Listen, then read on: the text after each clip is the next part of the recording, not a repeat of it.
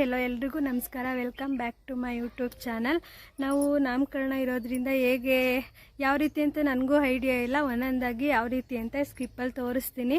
ವಿಡಿಯೋನ ಸ್ಕಿಪ್ ಮಾಡದೆ ನೋಡಿ. ಸ್ವಲ್ಪ ಸ್ಕಿಪ್ಪಿಂಗ್ ಮಾಡ್ಕೊಂಡಿರ್ತೀವಿ. ನೆಕ್ಸ್ಟು ಎಲ್ಲ ಒಂದೇ ಸಲ ಮಾಡೋಕ್ಕಾಗಲ್ಲ ಅಲ್ವಾ, ಅದಕ್ಕೋಸ್ಕರ ನನಗೂ ಯಾವ ರೀತಿ ಏನು ನಾಮಕರಣ ಅಂದರೆ ಏನೋ ಒಂಥರ ಕ್ಯೂರಿಯಾಸಿಟಿ. ನನಗೂ ಮನೇಲಿ ಫಂಕ್ಷನ್ ಅಂದರೆ ಏನೋ ಒಂಥರ ಖುಷಿ ಸಂಭ್ರಮ, ಆಮೇಲೆ ರಿಲೇಟಿವ್ ಎಲ್ಲ ಸೇರ್ತಾರೆ ಅಲ್ವಾ, ಏನೋ ಒಂಥರ ಚೆನ್ನಾಗಿರುತ್ತೆ.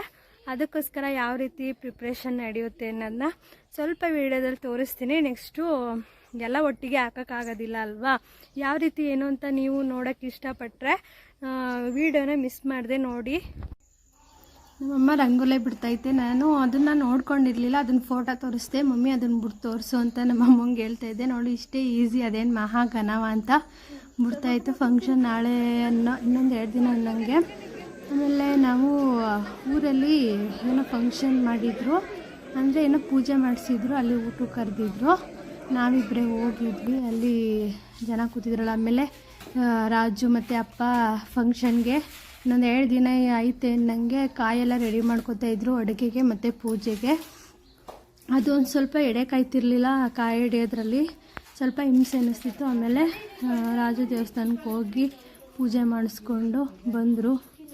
ದೇವ್ರ ಪೂಜೆ ಎಲ್ಲ ಚೆನ್ನಾಗಿ ಮಾಡ್ಕೊಂಡು ಬಂದ್ರಂತೆ. ಯಾವ ದೇವರು ಅಂತ ಗೊತ್ತಿಲ್ಲ, ನಾನು ಹೋಗಿರಲಿಲ್ಲ. ಯಾವ ದೇವರು ಅವರು ಗೊತ್ತಿಲ್ಲ ನನಗೆ ಸರಿಯಾಗಿ.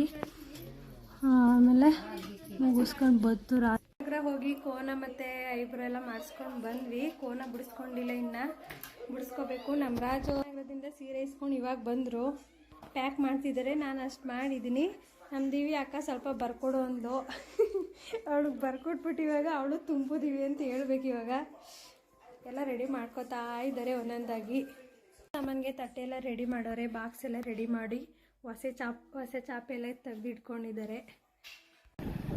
ಬೆಳಿಗ್ಗೆ 4 ಗಂಟೆಗೆ ಎದ್ದು ತರಕಾರಿ ತರೋಣ ಅಂತ ನಾವು ನಮ್ಮ ಮಾವ ನಮ್ಮ ಬೈಕಲ್ಲೇ ಹೋಗ್ತಾ ಇದ್ವಿ. ಇದು ನಮ್ಮ ಮಾವನ ಗಾಡಿ, ಇದು ನನ್ನ ಗಾಡಿ ಹೋಗ್ತಾ ಇದ್ದೀವಿ.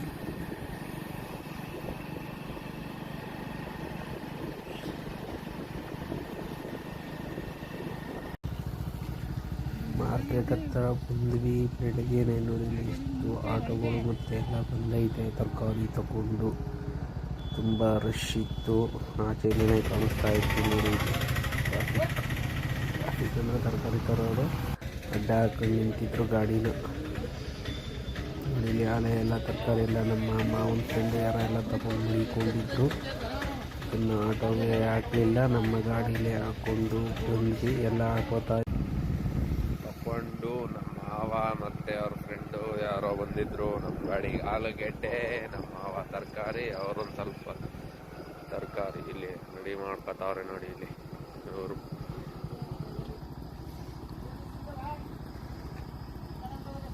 ಫ್ರೆಂಡು. ಹೈವೇ ಅಂದರೆ ಯಾರೂ ಇಲ್ಲ.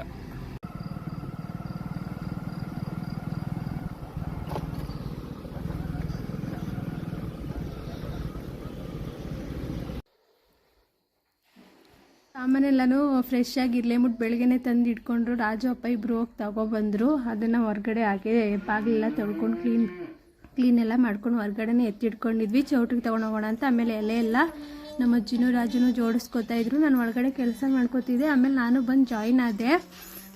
ಎಲೆ ಗಿಡದಲ್ಲೇ ಇದ್ವಲ್ಲ ಅಂದ್ಬಿಟ್ಟು ಕುಯ್ಕೊಬಂದಿತ್ತು.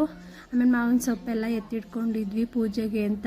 ಐನೋರೆಲ್ಲ ಬರ್ಕೊಟ್ಟು ಸಾಮಾನು ಅಷ್ಟೇ ಯಾವುದು ಬಿಡದೆ ಎತ್ತು ಮಾಡಿಕೊಂಡಿದ್ವಿ. ಆಮೇಲೆ ತೊಟ್ಲು ಎಲ್ಲ ಎತ್ತಿಟ್ಕೊಂಡಿದ್ವಿ, ಬಾಕ್ಸ್ಗೆಲ್ಲ ಹಾಕೊಂಡಿದ್ವಿ. ಆಮೇಲೆ ಕಡಲೆ ಸಿಟ್ಟು ಪ್ಯಾಕ್ ಮಾಡಬೇಕಂತಲ್ಲ, ಅದನ್ನು ನಮ್ಮ ಅತ್ತಿಗೆ ಇಬ್ಬರು ಮಾಡ್ಕೋತಾ ಇದ್ರು. ಆಮೇಲೆ ಅಂಗಡಿಗೆ ಹೋಗಿ ಸಾಮಾನೆಲ್ಲ ಅದನ್ನು ಸಾಮಾನಿಗೆಲ್ಲ ಹೇಳ್ಬೇಕಲ್ಲ, ಲಿಸ್ಟೆಲ್ಲ ಹಾಕಿಸ್ಕೊಂಡು ಎಲ್ಲ ಸಾಮಾನು ತಗೋತಾ ಇದ್ರು ಚೌಟ್ರಿಗೆ ತೊಗೊಂಡೋಗೋಕ್ಕೆ ಅಂತ ಹೇಳಿ. ನಾನು ಹೋಗಿದ್ದೆ. ಆಮೇಲೆ ಇದು ಚೌಟ್ರಿ ಅಲ್ಲೆಲ್ಲ ಕ್ಲೀನ್ ಮಾಡ್ಕೊಂಡು ಎಲ್ಲ ಎತ್ತಿಟ್ಕೊಂಡು ಸಾಮಾನೆಲ್ಲ ರೆಡಿ ಮಾಡ್ಕೋತಾ ಇದ್ರು, ಪಾತ್ರೆ ಜೋಡಿಸ್ಕೊಂಡು. ಆಲ್ಮೋಸ್ಟು ಅಡುಗೆ ಮೇಲೆ ಸುಮಾರು ಜನ, ಅಪ್ಪನೂ ಅಡುಗೆ ಎಲ್ಲ ಮಾಡೋಕ್ಕೋಗ್ತಿದ್ರು, ಸುಮಾರು ಜನ ಸೇರಿದ್ರು. ಜಾಂಗೀರೆಲ್ಲ ಬಿಡ್ತಾಯಿದ್ರು. ನೋಡಿ ಯಾವ ರೀತಿ ಬಿಡ್ತಿದ್ದಾರೆ.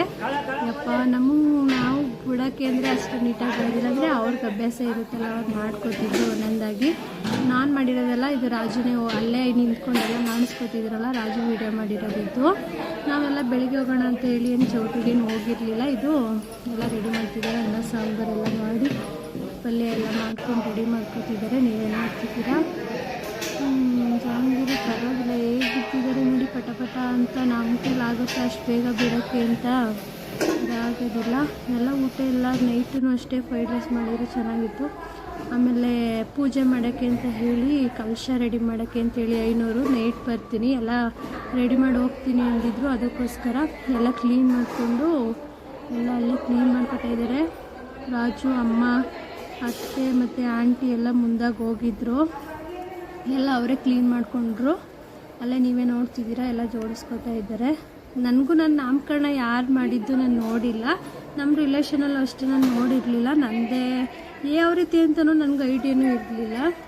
ನೋಡೋಣ ಅಂತ ನಾನು ಯಾವ ಥರ ಅಂತ ನೋಡೋಣ ಅಂದ್ಕೊಂಡೆ. ಅದು ಹೋಗಿ ಅಲ್ಲಿ ಅಂದರೆ ಮನೇಲಿ ಪಾಪು ಆಮೇಲೆ ಈ ರಿಲೇಷನ್ ಎಲ್ಲ ಬಂದಿರ್ತಾರೆ ಅಂತೇಳಿ ಮನೆಯಲ್ಲೇ ಕೆಲಸ ಇರುತ್ತಲ್ಲ, ನಮ್ಮ ಮನೆಯಲ್ಲೇ ಉಳ್ಕೊಂಡಿದ್ದೆ. ರಾಜಾಗಿ ವೀಡಿಯೋ ಸ್ಕಿಪ್ ಮಾಡ್ಕೊಂಡು ಬಂದೈತೆ ಯಾವ ರೀತಿ ಏನು ರೆಡಿ ಮಾಡ್ತಾರೆ ಅಲ್ಲಿ ಅಂತ.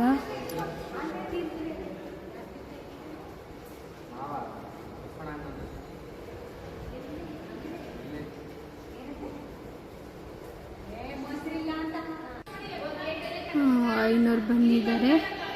ನಮ್ಮತ್ತೆ, ನಮ್ಮ ಚಿಕ್ಕಮ್ಮ, ನಮ್ಮಮ್ಮ, ರಾಜು ಎಲ್ಲ ರೆಡಿ ಮಾಡ್ಕೊಡೋಕ್ಕೆ ಎಲ್ಲ ತಗೊಂಡೋಗಿದ್ರಲ್ಲ ಟೆಂಪೋದಲ್ಲಿ. ರಾಜುನು ಎಲ್ಲ ಜೋಡಿಸ್ಕೊಡ್ತಾಯಿದ್ರು.